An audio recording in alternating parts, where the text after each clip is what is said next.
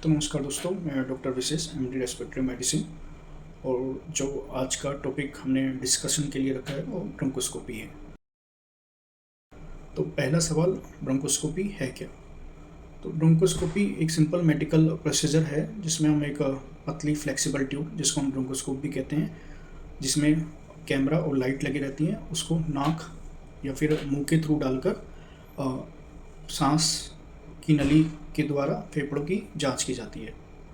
तो simple language में, जैसा आपने एंडोस्कोपी, बहुत लोगों ने एंडोस्कोपी देखा होगा, तो उसी तरह से ब्रोंकोस्कोपी भी है। एंडोस्कोपी में हम लोग खाने की नली में जाते हैं एक सिंपल लैंग्वेज में, ब्रोंकोस्कोपी में हम लोग सांस की नली में जाते हैं। तो इससे होता क्या है कि एक तो लंग्स के जो अपने फेफड़े हैं उनका डायरेक्ट व्यू मिलता है, और दूसरा जो बीमारी रहती है उसका एग्जैक्ट रीज़न पता चल सकता है। तो इसमें टाइम कितना लगता है? इसमें जनरली 20 से 30 मिनट का टाइम लगता है। तो डॉक्टर आपको कब सजेस्ट कर सकते हैं ब्रोंकोस्कोपी के लिए? खांसी में खून आना, का कारण पता नहीं चलना। दूसरा, एक्सरे में या सीटी में कोई गांठ होना जो कि ब्रोंकोस्कोपी के द्वारा देखी जा सकती है।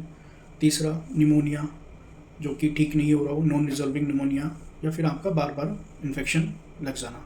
तो ये तो कुछ डायग्नोस्टिक आपके डॉक्टर साहब सजेस्ट कर सकते हैं। कुछ थेरेपेटिक केस में भी आपका ब्रोंकोस्कोपी कराते हैं, जैसे कि फॉरेन बॉडी इंजेक्शन, दूसरा हीमोप्सिस के लिए।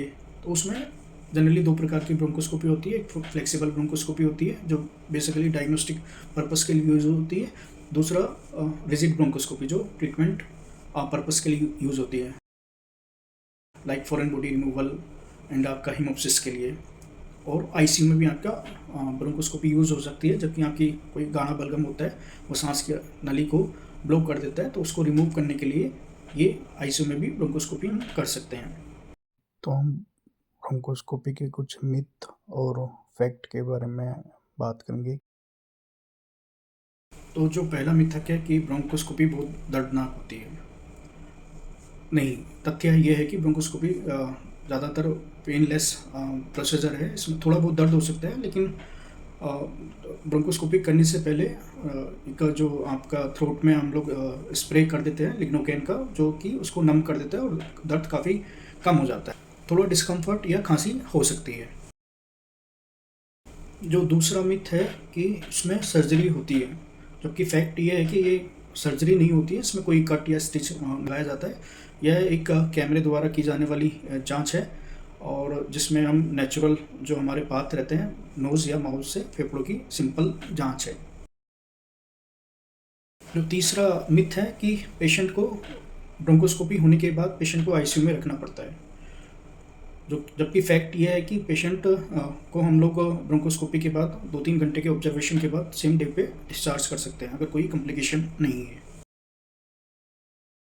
जो नेक्स्ट मिथ है कि ब्रोंकोस्कोपी सिर्फ कैंसर की जांच के लिए की जाती है, जबकि फैक्ट ये है कि हाँ, ब्रोंकोस्कोपी कैंसर के जांच के लिए की जाती है, लेकिन और भी बहुत सारी बीमारी रहती हैं, जैसे कि आपका लंबे टाइम तक खांसी बने रहना, आपका अनडायग्नोज कुछ टीबी के इन्फेक्शन, आपका कोई निमोनिया है जो कि आपके नॉन रिजॉल्विंग निमोनिया ठीक नहीं हो रही है काफ़ी टाइम तक, बार बार खांसी हो जाना, तो बहुत सारी और भी बीमारियों के लिए ये होती हैं। जो नेक्स्ट मिथ है कि बायोप्सी ली तो कैंसर फैल जाता है, जबकि सच्चाई ये है कि इसमें कैंसर फैलता नहीं है। अगर आपने बायोप्सी ली है तो जो कैंसर का जल्दी पता चल सकता है, और कौन से टाइप का कैंसर है, क्या ट्रीटमेंट है, वो हमें जल्दी अपना ट्रीटमेंट स्टार्ट हो सकता है। तो ब्रोंकोस्कोपी के रिस्क क्या क्या रह सकते हैं? तो ब्रोंकोस्कोपी में जनरली आपका थोड़ा ब्लीडिंग हो सकती है, फीवर हो सकता है, और आपका थोड़ा ऑक्सीजन कम हो सकता है, कि जो कि मैनेजेबल होते हैं। तो ब्रोंकोस्कोपी जनरली सेफ प्रोसीजर है, और अगर डॉक्टर आपको सजेस्ट करते हैं तो आपको ज़रूर करानी चाहिए, क्योंकि ये अर्ली डायग्नोसिस और ट्रीटमेंट में दोनों में हेल्प करती है, और बीमारी फैले ना तो जल्दी पकड़ने में भी हेल्प करती है। हम लाइव ब्रोंकोस्कोपी भी देखेंगे, क्या क्या पार्ट्स होते हैं, कैसा हमारा ब्रोंकोस्कोपी रूम होता है, क्या क्या इंस्ट्रूमेंट होते हैं, और कैसे सांस की नली में जाते हैं, ये हम आपको अभी लाइव ब्रोंकोस्कोपी में भी दिखाएंगे। तो ब्रोंकोस्कोपी से घबराने की ज़रूरत नहीं है, ये एक सेफ एंड मेडिकल प्रोसीजर है, और दूसरा इसकी जानकारी होना हमें बहुत ज़रूरी है। आज मैं आपको दिखाने जा रहा हूं हमारा ब्रोंकोस्कोपी रूम और यहां होने वाली प्रोसीजर की बेसिक सेटअप। ये है फ्लेक्सिबल ब्रोंकोस्कोप, एक पतली, लंबी और फ्लेक्सिबल ट्यूब जिसे स्पेशली डिजाइन किया गया है ताकि ये आसानी से सांस की नली के अंदर सेफली नेविगेट कर सके। इसके टिप पर एक हाई रेजोल्यूशन कैमरा और पावरफुल लेड लाइट सोर्स होती है जो ह्यूम लंग्स के अंदर की क्लियर और मैग्नीफाइड लाइव इमेज मॉनिटर पर दिखाती है। अब देखिए, ब्रोंकोस्कोप को हम लाइट सोर्स और वीडियो प्रोसेसर से कनेक्ट करते हैं। ये कनेक्शन यहाँ से होता है जिससे कैमरा को पावर मिलती है और लाइव इमेज मॉनिटर पर डिस्प्ले होती है। कनेक्ट करने के बाद हम वाइट बैलेंस और इमेज क्लैरिटी चेक करते हैं।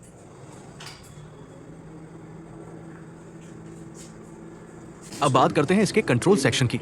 ये ब्रोंकोस्कोप का सबसे इंपॉर्टेंट हिस्सा होता है जहां से पूरा इंस्ट्रूमेंट कंट्रोल किया जाता है। यहाँ पर एक कंट्रोल नॉब या लीवर होता है। ये एयर वाटर बटन है जो लेंस को क्लीन करता है और विजिबिलिटी मेंटेन करता है। ये पिक्चर और वीडियो कंट्रोल बटन्स हैं जिनसे प्रोसीजर की इमेज और रिकॉर्डिंग की जाती है डॉक्यूमेंटेशन के लिए।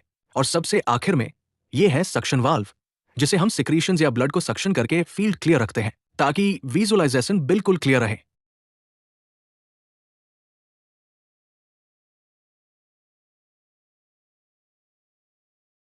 ये ब्रोंकोस्कोप का वर्किंग चैनल है। इस चैनल के थ्रू हम बायोसी फोर्सेप्स, साइटोलॉजी, ब्रश या सक्शन कैथेटर पास करते हैं।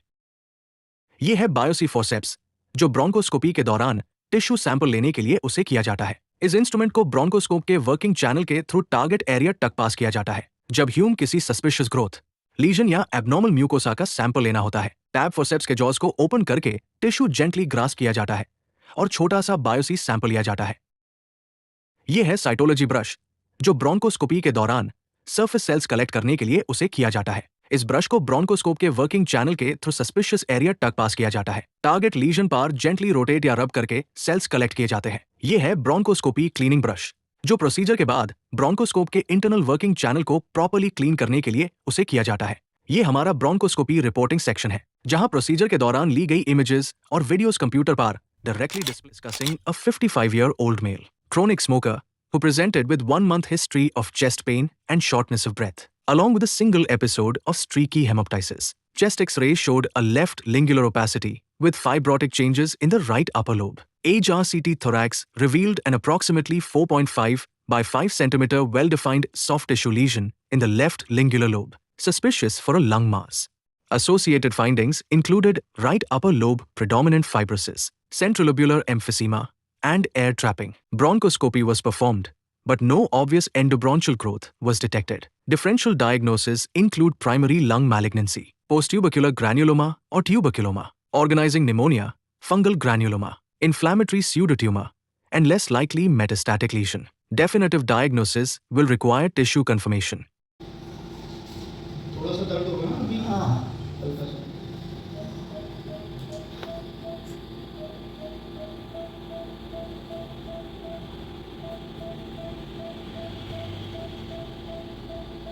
थोड़ा सा दर्द होगा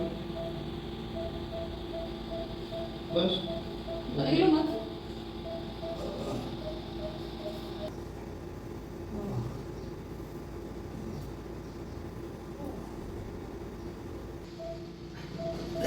बस ठीक है, अंदर ही है। अब तो कुछ नहीं होगा, छोड़िए, अंदर ही है।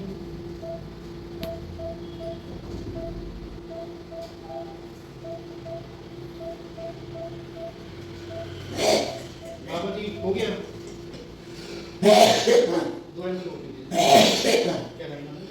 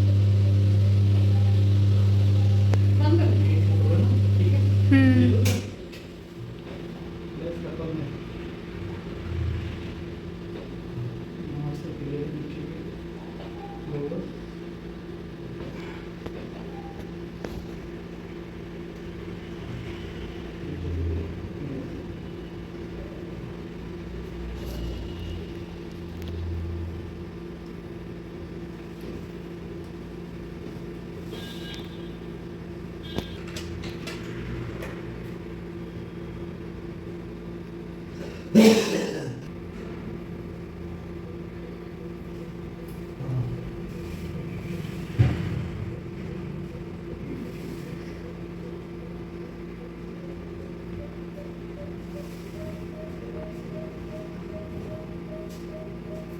कोई मार्क्स नहीं दिख रहा।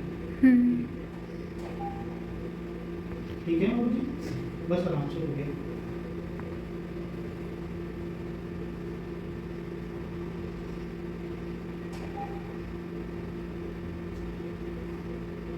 ये भी ठीक है।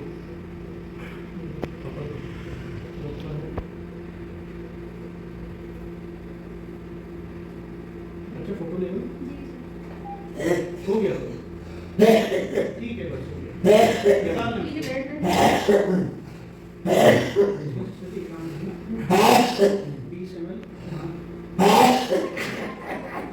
मुंह का सेक्शनिंग देखो भैया, मुंह का सेक्शनिंग देखो, अपने आप ही देखो, निकाल दो उसको।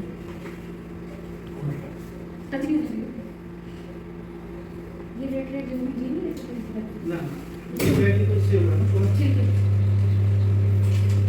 हाँ करो, अंदर मत हाँ करो। ठीक हो गया बाबू जी, बस यहाँ से पानी ले जाए। ऐसे भी हाँ बीच में रहने को चाहिए, मुझे बताओ।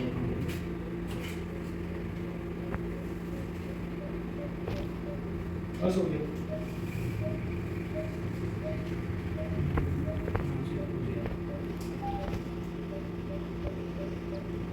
थोड़ा खांसी होगा, इसको कनेक्ट है सेक्शन इससे कनेक्ट है। होते हैं बीच में थोड़ा खांसी होगा, उसको अंदर ले जाना होगा। नहीं हाँ